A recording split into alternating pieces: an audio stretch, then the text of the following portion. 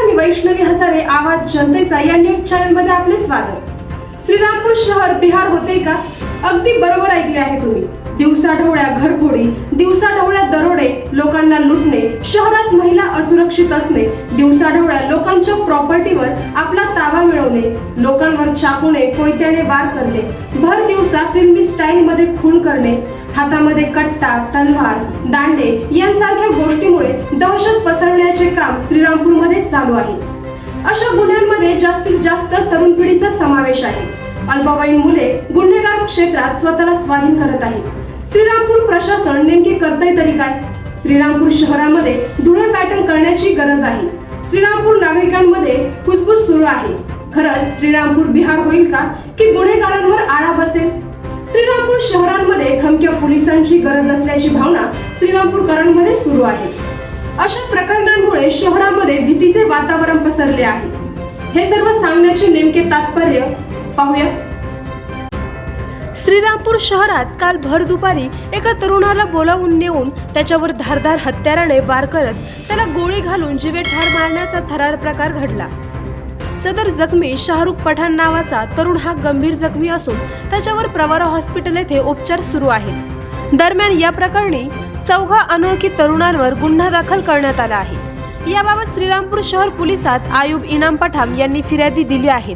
त्यात म्हटले आहे की आपला वॉर्ड नंबर 1 मध्ये तहसील कचेरी शेजारी भंगार दुकानाचा व्यवसाय आहे। काल आपण घरी असताना दुपारी 1:30च्या सुमारास मुलगा शाहरुख या दुकानावर होता। तेव्हा 2 तरुण मोटरसायकलवर दुकानावर आले व शाहरुखला म्हणाले की तुला भंगार घेण्यासाठी बोलवले आहे, तू आमच्या सोबत चल।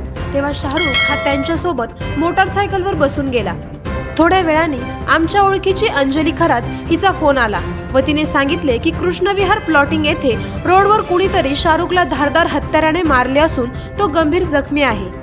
तेव्हा आपण तातडीने कृष्णविहार प्लॉटिंग येथे गेलो। तेव्हा तिथे शाहरुखच्या अंगावर जागोजागी हत्याराचे वार होते, तो रक्तबंबाळ झालेला होता। लोकांना मदतीसाठी बोलवले। दरम्यान तिथे पोलीस आले। त्यांच्या मदतीने शाहरुखला रिक्षात बसवून साखर कामगार रुग्णालयात उपचारासाठी आणले असता तिथे शाहरुखने सांगितले की एक इसम आणि त्याच्या सोबतच्या 3 अनोळखी इसमांनी चॉपर चाकूने वार केले असून आपल्याला पिस्तूलने गोळी घालून जीवे ठार मारण्याचा प्रयत्न केल्याचे सांगितले।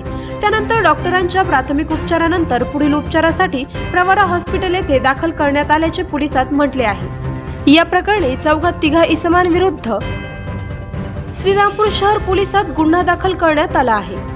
काल भर दुपारी हा रक्तपात घडल्याने शहरात वेगवेगळ्या अफवांना ऊत आला होता।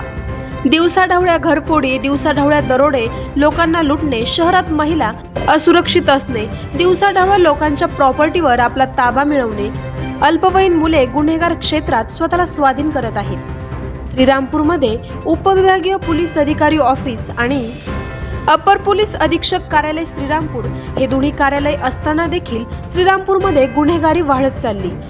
गुन्हेगारांना एवढे बळ मिळते कुठून? कुणाच्या आशीर्वादाने हे गुन्हेगार ताठमानेने गुन्हा करत आहेत? पोलीस प्रशासनाची भीती अशी गुन्हेगारांमधून नाहीशी होत आहे। खरंच श्रीरामपूर बिहार होईल की गुन्हेगारांवर आळा बसेल? श्रीरामपूर शहरांमध्ये खमक्या पोलिसांची गरज असल्याची भावना श्रीरामपूरकरांमध्ये झाली आहे। लोकांचे घरफोडी होऊन महिना होऊन उलटले आहेत तरी नागरिकांना न्याय मिळालेला नाही। पोलीस प्रशासनाबाबत नागरिकांमध्ये अत्यंत नाराजी अशी व्यक्त केली जात आहे। आवाज जनतेचा न्यूजसाठी प्रतिनिधी दर्शन बारसे। करायचं आहे लाईव्ह कार्यक्रम किंवा आहे कसले आंदोलन, जनसामान्यपर्यंत पोहोचेल आपला हक्काचा आवाज, आवाज जनतेचा। बातमी व जाहिरातीसाठी संपर्क करा स्क्रीनवर दिलेल्या नंबरवर।